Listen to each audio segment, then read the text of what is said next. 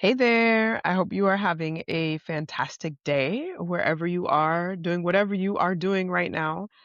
And today I want to talk about the buzzwords nervous system. I want to give a little bit more explanation to what your nervous system is and how it functions, and not in a super scientific way, but in a way that actually allows you to do something with it. Because from what I've noticed and what I've heard, everybody talks about nervous system regulation, but we don't even know really what that means. And then so people say, I'm regulating my nervous system, and we're still like, okay, cool, yeah, me too, but also what? What are we doing?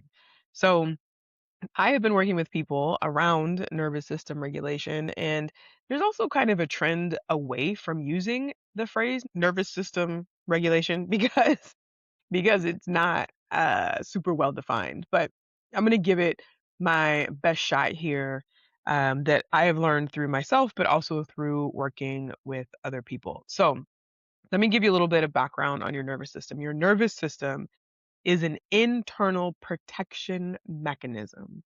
It is wired into you as part of your design as a human being, and it is the subconscious part of your brain and your body that does anything that it can to keep you safe.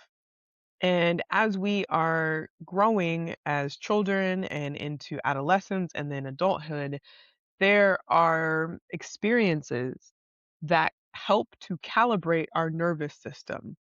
And they may calibrate it that we have a really flexible, expansive nervous system where we feel often regulated, feel good in a number of different circumstances. Or maybe if our childhood was a little more unstable or filled with a little more dramatics, our nervous system may have a smaller range in which it feels safe. But your nervous system is a mechanism that your body has developed, that everybody's body has, that says it is safe to keep going, or it's not safe and we need to pull back. But what has happened over the years is our very smart lizard brains have not quite evolved, even though other parts of our brains have evolved. So, our lizard brain, the simplest mechanism that we have that's trying to keep us alive, basically says that anything that is unfamiliar is unsafe. And the reason why is because, again, your brain is trying to do everything that it can to keep you safe. And so when something becomes familiar, whether it's actually good for you or not, your brain doesn't have to think about it. It recognizes what it is, it already knows how to deal with it. And so this says, okay, this is safe for me. And anything that is unfamiliar, unpredictable, it's new, gets categorized as unsafe, and your body, the physiological responses in your body, which means the physical responses in your body or your brain are like, mm-mm, we're not going there. And you, in your conscious mind, probably haven't identified, oh, this is unsafe or this is increasing or encroaching upon my capacity. You're probably thinking, I really want to do this thing, but somehow I just can't do it, or I keep sabotaging myself, or I keep talking about getting started and never actually do. So you understand now that your nervous system is this internal subconscious mechanism that is designed to keep you alive at all costs. And through our experiences, our nervous system sets or learns a limit for what is considered safe. And we begin to operate with that in our subconscious based on past data. That when we get older, maybe we want to try something new or different, we come across that limit and we have to work with our nervous system to increase our limit, our safety limit. So, what does this actually look like? Let me give you an example. Let's say you are someone who, at your age now, you really want to travel. You see all of the videos on Instagram and on TikTok, and you hear people talking about going across the world to Bali or going to Portugal or wherever. And you're like, yeah, I would love to do that, but I could never. I'm too scared. Maybe if you think back to some point in childhood, Maybe there was some story that you heard or some experience that you had where you learned that travel wasn't safe. Maybe somebody got into an accident along the way, or maybe your parents or your grandparents told stories it was better to stay home for whatever reason. Could have been a safety thing, could have been their own fear, could have been their own trauma. But somewhere in your childhood, you learned or your limit for travel got set by what was familiar to you. So now that you were wanting to travel the world because your friends are going on these group trips and you see all these beautiful pictures, but when you think about you actually getting on the plane and you crossing an ocean and you exploring in a new place, your body's like, nope, nuh-uh, can't do it, and you never buy a ticket. What would you do? How would you begin to address your nervous system in that example? My first suggestion would be to literally stop and take a deep breath and see if you can identify what about the situation actually brings up a feeling. Because often we label something as fear or just discomfort, but it's a little more nuanced than that. And the more specific you can be about what the actual feeling is, it'll be easier to get back to the original experience that created your limit. So let's say you remember hearing your grandmother talk about somebody getting carjacked when, I don't know, back at home or something like that. And so the feeling that you're feeling is like it's not safe to travel. You people get carjacked. Somebody might come and take my stuff. So then you go back to a memory. Oh, okay, I remember my grandmother talking about this. And then you can actually say, okay, in this moment, how am I feeling? What do I need? Where am I feeling it in my body? And what does that need? Am I feeling my heart beat faster when I think about it? Okay, what do I need? Can I put my hand over my chest and take a couple of deep breaths? Do I need to talk to somebody about this? Do I need to go for a walk? Do I need to write about what I'm feeling? What do I need in this moment? And sometimes just identifying this feeling will allow it to already dissipate because your feeling is just trying to get your attention. The emotion, the thing that's coming up, is just trying to communicate with you. And then once you've identified, okay, there's this story here, well, now maybe you can do a little bit of investigation to see how accurate that story is and to see if you were going to decide to go and travel anyway, or you want to figure out how you could plan a trip and feel really good about it, then you can also ask yourself, this is what I want to do. What do I actually need to feel safe about this? Maybe I need to go with a group. Maybe I need to have an itinerary already planned. Maybe I need to go with a travel group where I'm not making any of the decisions, but I know that there will be other people there who can help me and who will be there with me. Maybe I need to learn the language of the country. Maybe I need to do more research. And then when you have more information that specifically addresses the feeling that's coming up in your body, you will start to notice that the feeling begins to disappear. It begins to dissipate because all that feeling is really asking you is to stay safe. And oftentimes, when you have more information and when you can put some parameters and protection mechanisms around you, you will feel safe even when the thing is not familiar. So that's one way you can do it. That's an example through travel. I noticed for myself this past week that I was really dysregulated. I felt really dysregulated. What does dysregulated mean? So, another piece of background, the sign of a healthy nervous system doesn't mean you don't feel anxiety. It doesn't mean that you never feel angry. It doesn't mean that you don't have a reaction when someone says something to you. The sign of a healthy nervous system really is how quickly can you recover from the emotions that take you off track? How quickly can you get back to center, get back to your equilibrium, get back to your balance? So it's not necessarily the sign, it's not a bad sign when you have emotions. Emotions are just information. The healthiness of it, or I think of it as like the elasticity of your nervous system. How quickly can you come back to the center? because you're human, you're going to have emotions, and you should because you are responding to the environment around you, and your emotions are trying to keep you safe. So if your emotions are no longer responding to the environment around you, are you alive? What's happening in there? Okay. So I felt dysregulated because I wasn't getting enough sleep. I had had a couple of nights of like 5, maybe 6 hours of sleep, and it didn't all come in one sleep session. So, if you've ever woken up really early for a flight and you feel like you're kind of moving through a fog or something, or you have a couple days of not sleeping and you just feel kind of off, like I felt that way. I didn't feel all the way present in my body. I felt a little kind of floaty, not quite anxious, but not settled. I was feeling that way as I was getting out of bed. And I thought, okay, what's going on here? And I recognized pretty quickly actually that it was coming because I was not sleeping well. But in order to recognize that, I had to actually slow down. I literally stopped, stood in my kitchen, took a deep breath, and said, okay, what's going on? I feel off, but what is it that I'm feeling? And then I could pretty quickly trace back to the cause of that feeling. And sometimes it's not always so obvious. So it's important to give yourself some space just to see what comes up. So I recognized that I wasn't sleeping very well and I was feeling kind of flighty. And then at first I was just going to keep going. I need to get on the computer. I need to do this. I need to do that. And I thought, you know what?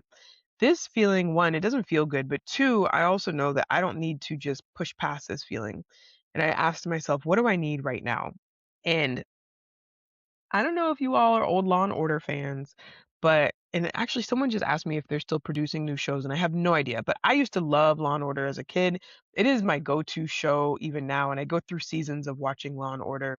I think because it's so predictable and because I've also seen all of the old episodes of Law and Order, I know how they're going to turn out, and I think just the way that the show is made, it changes scenes, but it doesn't have these like spikes in volume like other shows are. And I can't stand like a kind of a dumb comedy show. I like to be able to figure out what's going on in the show. All that to say, Law and Order is my jam, has been my jam for a long time. And so I thought to myself, well, I feel like I could use an episode of Law and Order right now. This is like at 9 o'clock in the morning. First of all, I barely watch TV, and if I do, it's gonna be in the evening and often not before I'm going to sleep because I want to sleep better, and TV doesn't help me sleep better at all. But I thought, let me just turn on this episode of Law and Order and just sit here, drink some water, and just give myself this 40 minutes or 42 minutes, however long the episode is, to just be here. And I thought, this is so funny. I'm regulating my nervous system at 9 a.m. with Law and Order, of all things. But it was something that, with listening to my body, I knew that I would feel more present and just literally more grounded because I was just going to sit on the sofa and watch the show and allow myself to just have this time for myself so that I wasn't thinking about what I needed to do, when I needed to get up and leave, all of that stuff. So that was a way that I regulated my nervous system this week as well. Probably unconventional, but hey, it worked. So I hope that that helps you understand what nervous system regulation can actually look like. And I hope it takes the mystery out of nervous system regulation. I'm not a psychologist, but in my opinion, there isn't a right or a wrong way to regulate your nervous system. It literally is what is going to bring you back to center. And in any given moment, it may look like something different. Oh, I have another example from this week. Again, has to do with lack of sleep. And we have co-working at Asha's place on Wednesdays, which is a great activity. On Tuesday nights, we have salsa, and so I close at salsa around 11:15. I'm usually out of there by 11:30. But then by the time I get home and I calm down, it's like 1 o'clock in the morning and I'm finally turning out the light to go to sleep. And then I just don't sleep well. So I'll wake up at 6:45 in the morning and I'm still tired, but I can't fall back to sleep for another hour, hour and a half. And then by that time, it's time to get up and head back to the studio to open the doors for co-working. So that Tuesday into Wednesday transition is really, really hard for me. And it's been hard for me for a while, but I've been actually really too stubborn to ask for help, to ask for someone to open the studio for me on Wednesday morning. Because in my head, I'm like, it's 10 a.m. And in the US, 10 a.m. is not early at all. 10 a.m. is not early. I would have done 50 million things by 10 a.m. when I was still living in the US. But there's something about Portugal that makes it really early for me. I'm probably also sleeping differently than I did back in the US as well, but I'm just in a different place. I just don't want to leave the house before 10 a.m., let alone have to be someplace by 10 a.m. in Portugal. That's not the life I'm living right now. That's not the type of time I'm on. So it's a tough transition for me. This week, again, I went to bed around 1 after I'd like come down from the high of Cuban salsa. And then I woke up, I think, around 6 because I don't know why. I just didn't get enough sleep. Couldn't go back to sleep, got to the studio. And then it was a great day because we had about 12 people who were coming for co-working. And so that was amazing, the highest number we ever had. But one of the things that I offer for co-working is matcha. It's matcha and co-working. And I offer coffee and tea as well. But because I'm the host, I'm the one who's making the matcha and the tea and setting up the tables. And I also oftentimes have video calls that I do on Wednesdays because I can do that when there are other people around. And I felt like I couldn't settle in. I couldn't drop into a rhythm because every time I would get started, there would be an interruption somewhere. A beautiful interruption. I want people to be there. I want people to feel like they can ask me for things. And so it's not a complaint at all. But I realized at midway through the day that I had not had enough sleep to be the host that I wanted to be, so that the requirements of hosting in a way that I wanted to host were actually too much for me on Wednesday. I needed to have more sleep, but because I was in charge and didn't ask anybody to take over for me, I just fought through the feeling unbalanced. It's not something I recommend. Sometimes you just got to do what you got to do. But I would suggest getting some help when you feel like that, particularly if you're a parent, you've got kids, particularly young kids. Like you need nervous system regulation just as much as they do. Or if you're going through a business launch or a parent has passed away or whatever it is, life is just happening. Allow yourself to get the support that you need. So at some point, I had a call in the afternoon and I walked into the massage room because no one was there to take the call and the lights were off and I noticed immediately how good it felt to be in that dark room. It wasn't pitch black, y'all, because it was still daylight out and there's a window there. But it felt so good to be away from everybody for a few minutes, even though I was on the phone call, and to be in this room without the lights on. It just felt great. I was like, oh yeah, I need to sit here for a few minutes. So I took the call with no lights on in the massage room by myself. And then after the call, I just allowed myself to sit there for a few minutes until I felt a little bit better. Like I just needed to calm down a little bit. And yeah, I don't think I was visibly agitated, but just paying attention to my body and paying attention to how I was feeling. I was Too much was being asked of me for my capacity that day because I hadn't slept. So me stepping into the quiet dark room and giving myself an extra 10 minutes to just sit by myself was a way that I could regulate my nervous system because I started to come back into my body. So that's another example for you. So, what is nervous system regulation? We should probably call it something different, something really practical, like body listening. It's listening to your body when your body is speaking to you. And if you are a high achieving person or a former athlete or anybody who's just learned to push through things, you probably have learned to ignore the conversation that your body is trying to have with you. But at this age, and if you're listening to this, it's probably because you can relate to some of the stuff that I'm talking about. You don't need to push through anything. You actually need to do a better job of listening to your body. And that is your superpower because your emotions are a part of your system. Your emotions are a part of your internal GPS and compass. And so when you listen to them, when you notice how you are feeling, then it will tell you how to drive your car, your body. It will tell you which direction to go. And most importantly, how to get there. Okay, I thought I was going to end this, but I have one more example.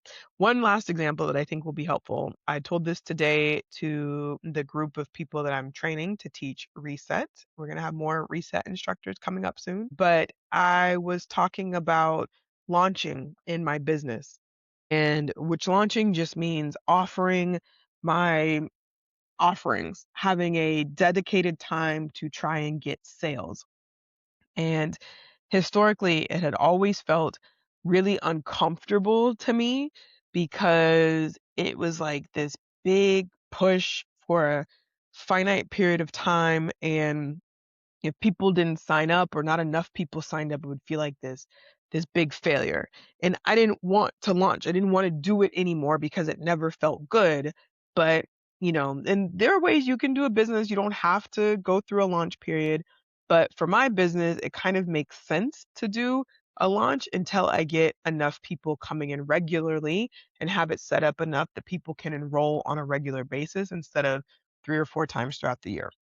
So I was like, okay, I got to do a launch, but it just makes me anxious. Everything from like, you got to write these emails, you need to put a timer on things, you need to do all this back end stuff and blah, blah, blah, blah. And it just felt like so much. And then finally, I asked myself the question, if you could do this in a way that actually felt good to you, what would it look like? Or maybe even before that was, what capacity do I have to actually handle this? How am I feeling? What is my body or what is my nervous system ready for? Maybe I'm in an email program where this lady sends like, I don't know, 50 to 100 emails during the launch period, and that's her thing. That makes me really anxious because I don't like getting that many emails. So for me to send somebody else that really emails really doesn't make sense because that doesn't feel good to me as the reader. So I actually don't want to do that to somebody else. And then I thought, okay, for me, launching feels like I'm begging people to sign up with me.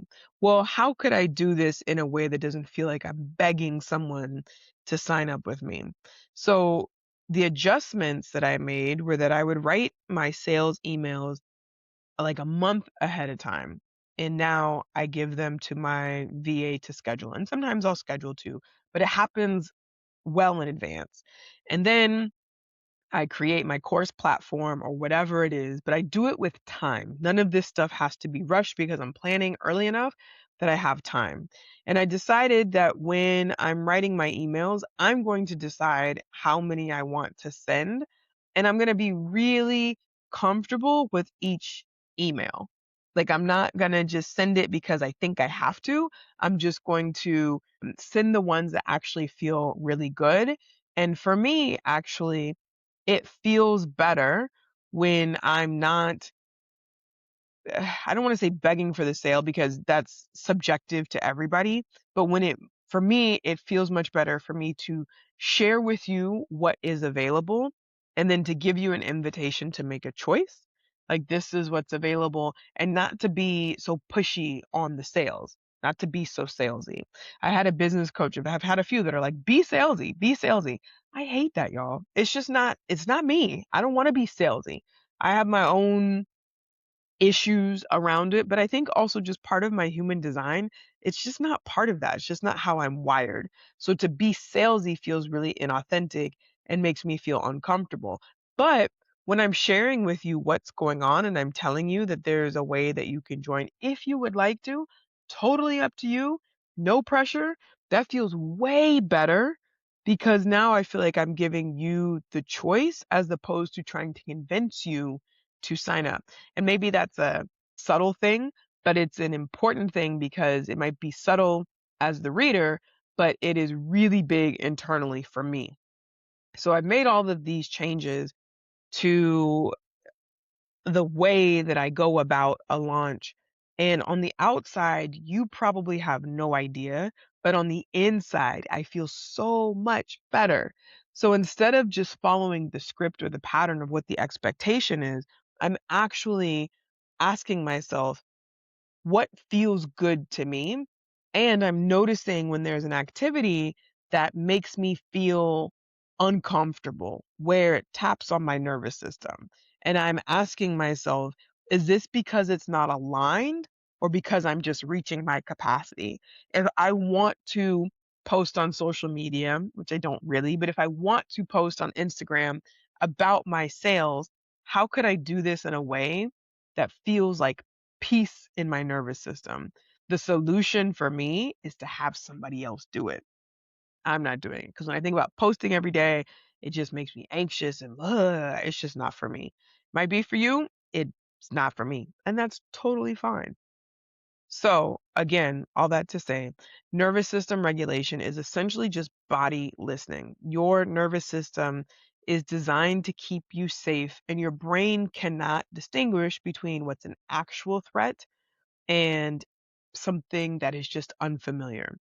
And because it's easier and more efficient for your brain to just categorize everything as unfamiliar as dangerous, then that's what it does. So when you're trying to grow in different areas, do new things, and your body is like, wait, it's starting to freak out, just understand that's because you're hitting the limit with your nervous system.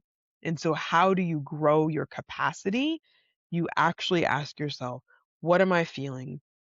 What do I need to feel more comfortable right now in this moment? And how could I reach my goal feeling peaceful? How can I reach my goal feeling good? How can I reach my goal in a way that doesn't shock my nervous system, that I'm going against my own survival instincts, but in a way that allows me to grow into the person that can do this and to feel good about it? All right, I'm really curious to know how this lands for you. Please leave a comment on Spotify or find me on Threads and let me know what you think. My handle on Threads is Asha Wilkerson, ESQ, and I will talk to y'all soon.